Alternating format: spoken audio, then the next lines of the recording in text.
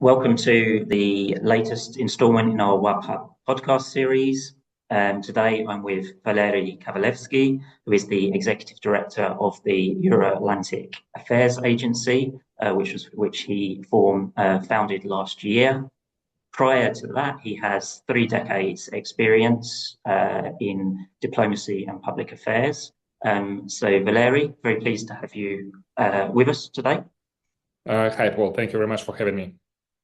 And we're going to talk with Valery today about peace talks over the war between the Russo-Ukrainian war and the place of Belarus in those discussions.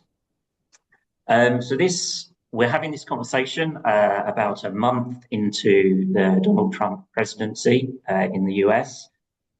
Which has been begun with we can say fairly frantically. On the 12th of February, Trump had a 90-minute phone call with President Putin of Russia, which outraged many in Europe and also in America.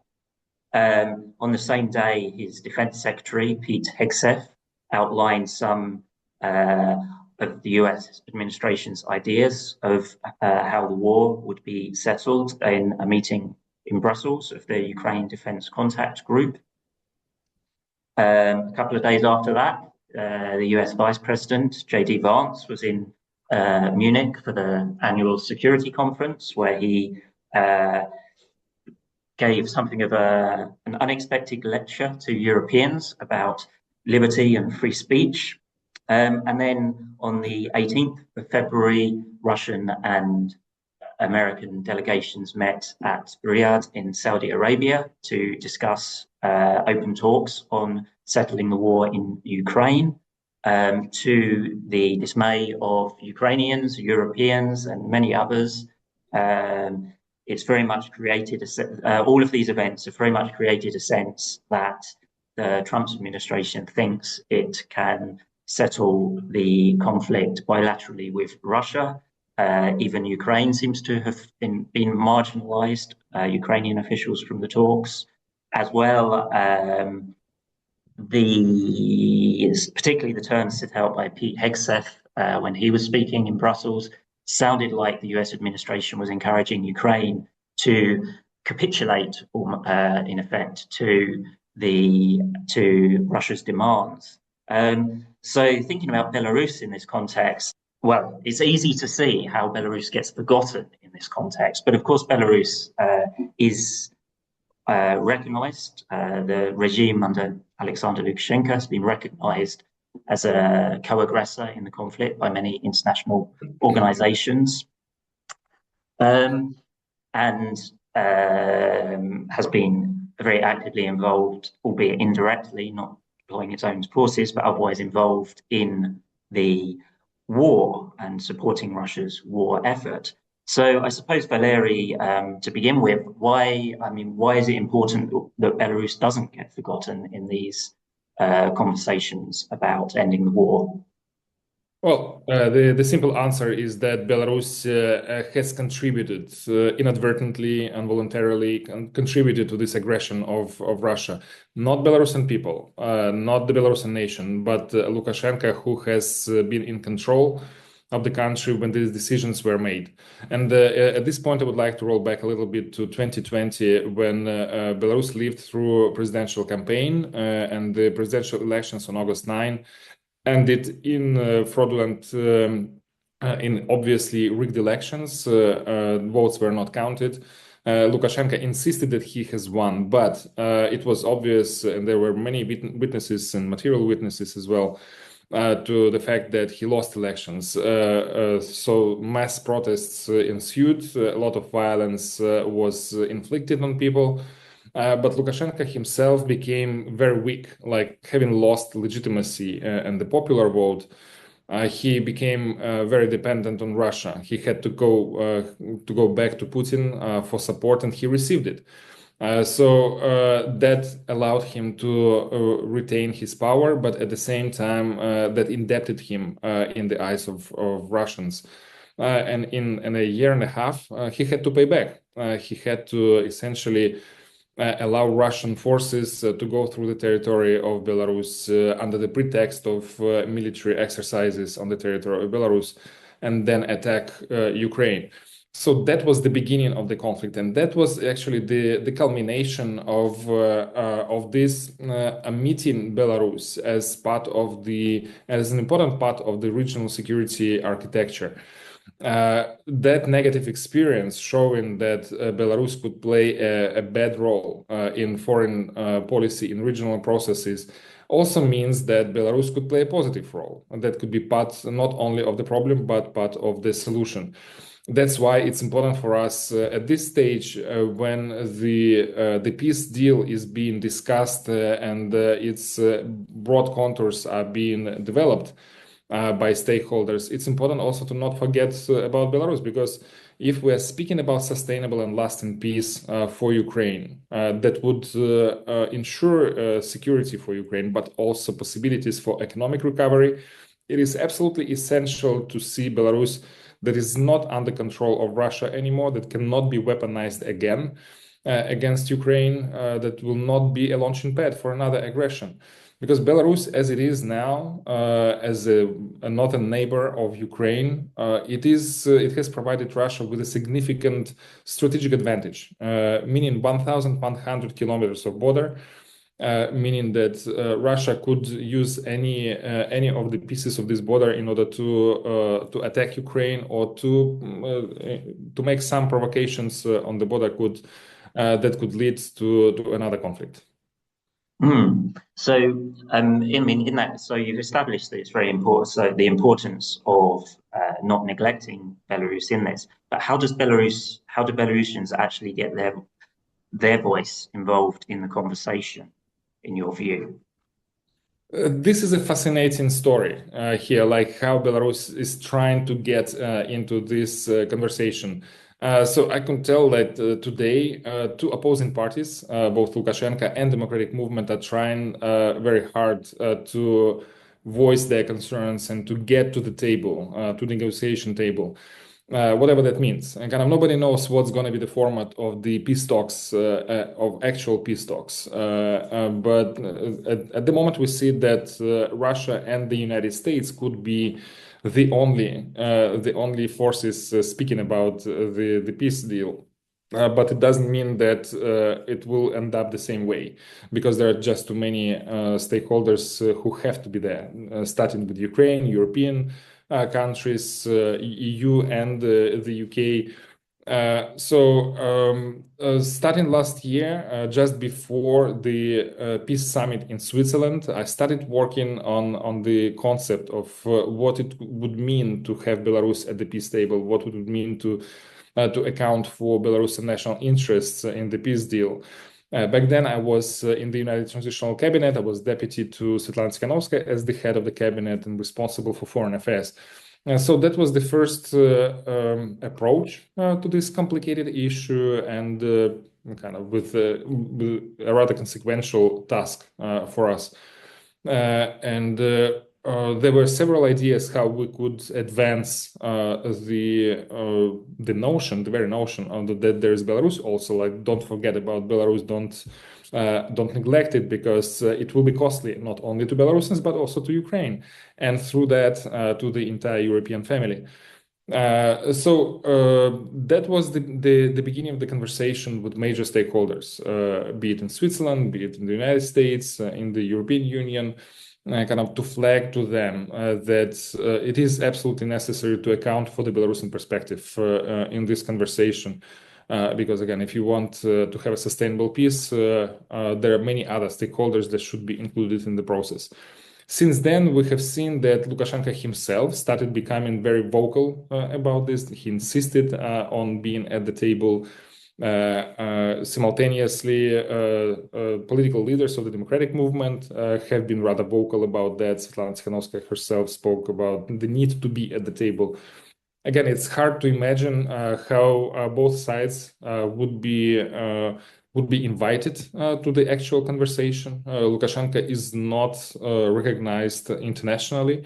He is toxic. He's disputing the basic facts. Like recently he was arguing about the fact that invasion started from the territory of Belarus, and so I don't think that he impresses as somebody who has a good grasp on the factual information that is necessary to be at the table. At the same time, democratic movement does not have an official status, and that conversation about the peace arrangement would definitely be among the states. So that might be a barrier to having Belarusian Democratic Forces representatives in this conversation. But nevertheless, it doesn't mean that Belarusian national interests should not be accounted for. That's why we have to rely on our partners in the European Union, in the United States, in the UK, to pick it up and to work with this, because it is in the interest of all that Belarus is not neglected this time, because there would be the next time when Ukraine is attacked from its territory. Mm.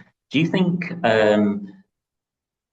just thinking about Lukashenko's claims or efforts to get involved in the talks here, do you think that Russia sees any interest in engaging Lukashenko in the talks? Well, this is a very interesting question because, frankly, I was surprised to hear Lukashenko and his people talking we must be invited to the peace talks table. But what about Russia? Russia will definitely be there at the negotiation. So probably you should ask Vladimir Putin, your very good best friend, to have you invited there, because again, he has some influence on what will be the format of the talks. But apparently, it has not come to mind of Lukashenko and his administration that you can resolve it through Putin. And only later, the Minister of Foreign Affairs of Russia confirmed that they would be interested in having Lukashenko, but that was done in a very sort of half-hearted manner. I have a sense that Putin would rather speak about interests of Belarus himself, sort of to represent Belarus through his status at the peace table. He definitely doesn't want to see Lukashenko in these talks. And again, Lukashenko in many ways can be unruly and unpredictable, even to Russians. And this could also mean that he might try to break away from some of the grip that Putin has established since 2020. But I don't see a path now for Lukashenko to be at this negotiation table, other than the broader format conference on future security architecture for Europe, which might follow after the peace deal for Ukraine is concluded, but not earlier than that. Mm-hmm. Many people, or some people, think that Putin might try to get some agreement from the US about a sort of Yalta-style division of Europe in peace talks, which would presumably leave Belarus even more entrenched in Putin's grip. How far do you think that it is plausible that the peace talks are an even bigger threat to Belarus's sovereignty than the past 5 years have been? I definitely think that this is a very dangerous territory for the national interest of Belarus, for its sovereignty. Indeed, Belarus has lost a lot of it. It retains formal attributes of independence. Its territorial integrity is intact, which is great, but sovereignty has been eroded significantly. And for Russia, Belarus has become a success story in how to model the neighboring states, how to allow them to be independent on the surface, but at the same time to have a resolute say on everything that goes into more significant decision making in these countries. be it foreign affairs, national defense, be it information policy, language policy, and so on and so forth. So Belarus in this regard, Lukashenko's Belarus in this regard has become a huge success, and the Russians are not hiding that, and they would like to see this implemented in other neighboring states along its perimeter. So it is quite plausible that Belarusian interests could be grinded through the peace process, and Putin, if he is bargaining with the United States and with other Western stakeholders, he could say like, I can give some concessions here on Ukraine, but at the same time, you would close your eyes on what I do in Belarus, which has been the case anyway. So, like, what is there to argue about? Russia has been doing what they want against Belarus independence and sovereignty for quite some time. Since 2020, this process expedited significantly. This so-called integration, Russian-Belarus integration, has become very, very sort of material, and it has taken a lot of forms, showing how two states are getting closer and closer, and meaning that Russia establishes its control stronger and stronger over Belarus. And since 2020, no matter how sort of open Russia was in its attempt to subjugate Belarus, there has not been any pushback from Western states, EU, UK, United States. They have noticed, but they have not acted on this, knowing where it's leading, that Belarus is losing its sovereignty completely. So for many states, it would be just a de facto situation, sort of fixing it on the paper that, yeah, well, Russia has special interests in Belarus, and let us not dispute this, let us not challenge that, because until now they have not. And again, this is happening to their own peril. Because Belarus under control of Russia will be a really bad story for the entire European family. It has now been, by now it has been weaponized in many ways. I would just mention the hijacking of Ryanair flight, the migration crisis on the border with Ukraine, the deployment of nuclear weapons, and more modern systems like Oreshnik could be also deployed in Belarus. So Russia has some projection on what could be done using Belarus against European Union, European family. But until now, this realization has not come to many decision makers in the West. That the lesser presence of Western countries, Western diplomats, Western businesses in Belarus, the more space there is for Russians, and they're using this space, and they're buying out enterprises, businesses, and filling with themselves kind of this whole space. So it's an ongoing story. It has not. It doesn't have to start. It has already started, and it's already having its detrimental effects on Belarus. So if we go back to the Belarusian democratic movement and their calls to be involved in negotiations, if although I agree with you, it's not very likely that Tikhanovskaya is going to be invited to join talks. But suppose that she were sitting down in a room with Americans and Russians tomorrow. What should her main goals be from the negotiations? Probably two important kind of strategic goals. This is to ensure that there is no Russian military presence on the territory of Belarus as part of the peace deal.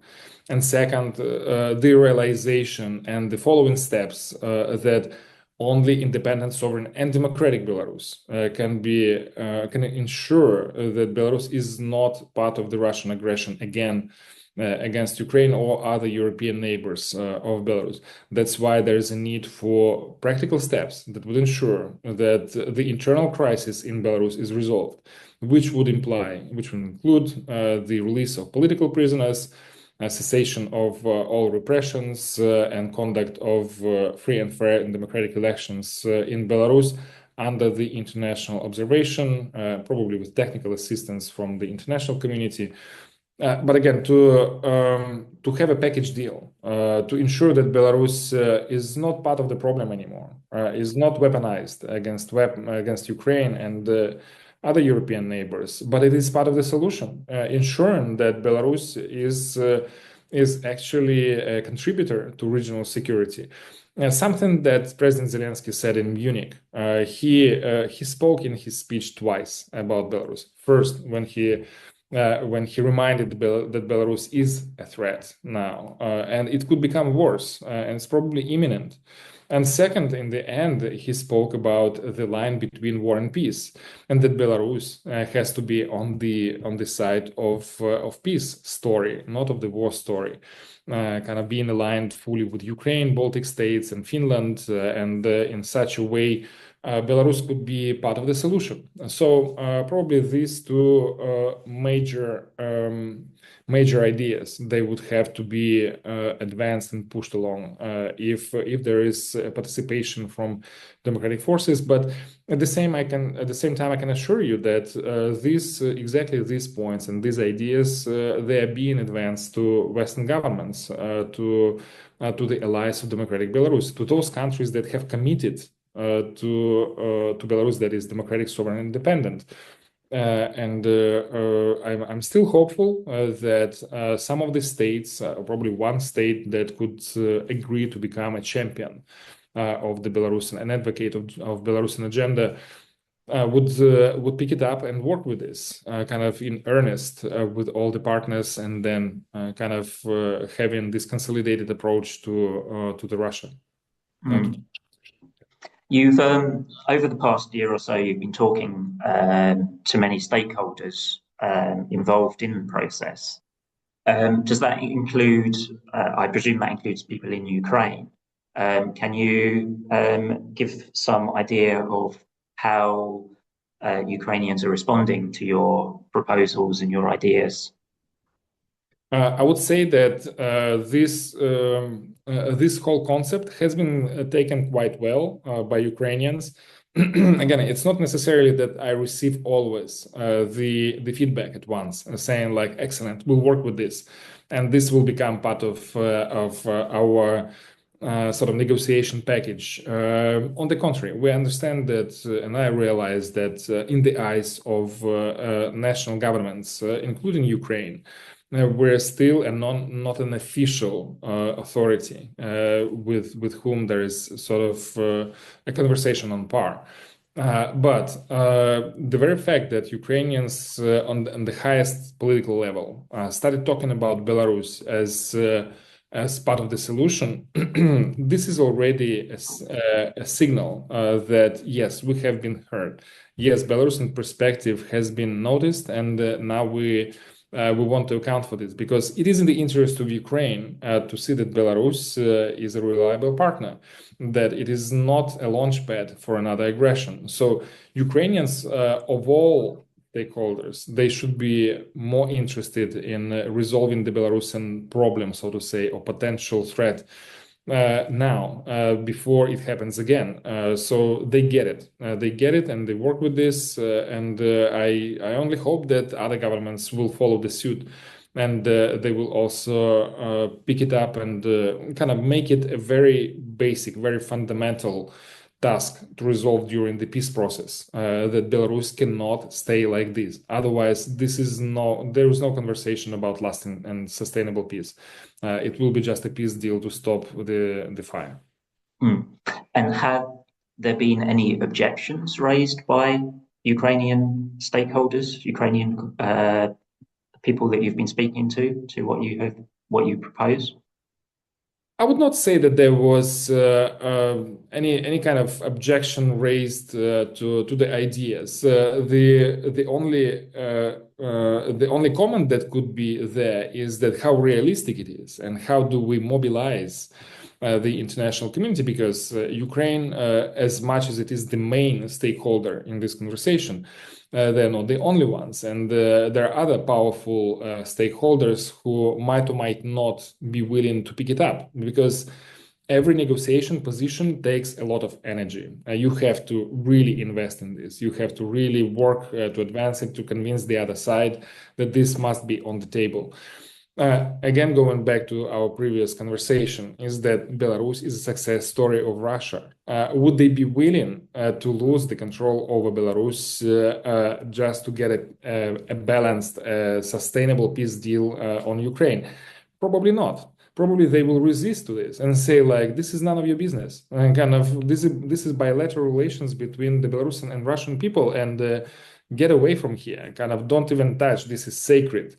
Again, because they have invested a lot in this, and they are, of course, counting that Belarus will remain a useful and sort of reliable instrument in their hand as they progress in advancing their anti-Western, anti-European agenda.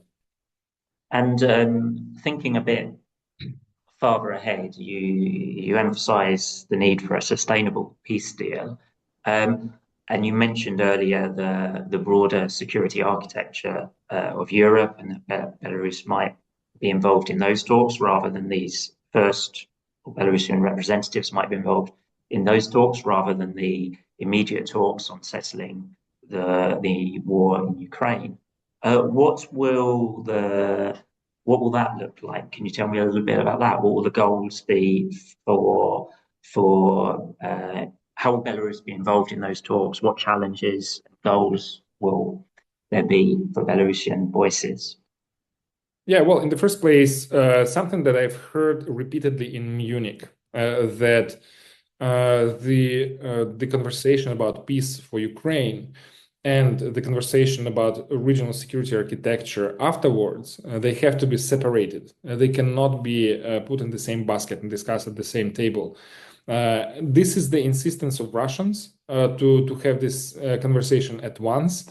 But for the sake of sanity and realism of the process, it is better to have them separated. I think in this case, OSCE would be probably the most suitable platform for such a conversation, given that they have this military political dimension, security dimension, very prominently featured in its activity. This is not going to be the first time that OSCE engages in this part of conversation, so it would make sense to use OSCE as the platform, as the main driving mechanism for this kind of conversation. But frankly, even in Munich, I have not heard OSCE being discussed much in this role. So this is probably far into the future. Again, having the peace deal on Ukraine first, and then to speak about the regional European security architecture. As for the Belarusian participation, again, if it is OSCE, this would go naturally through official sources. Belarus is part of the OSCE, as a participating state. So that would make it kind of fairly done by default, so to say.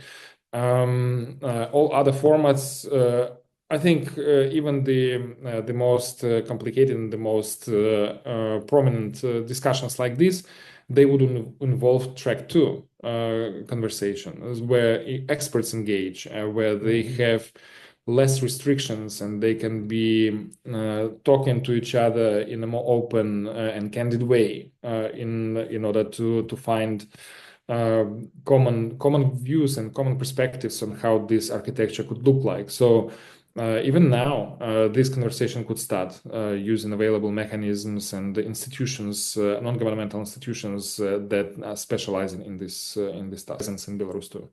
Mm-hmm. Well, I think we're at a juncture in time when there is a lot of reassessment of policy happening in Western capitals, and so we will see there's plenty for them to think about, for policymakers to think about, and I think we always have to try to be optimistic that some progress can be made.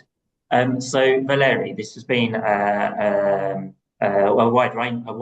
wider ranging discussion than perhaps I expected when we started. Thank you. It's always a pleasure to talk to you. Thank you for your time, and we'll see you again soon. Thank you very much, Paul. Thank you for having me, and thank you for all the attention you give to the situation in Belarus.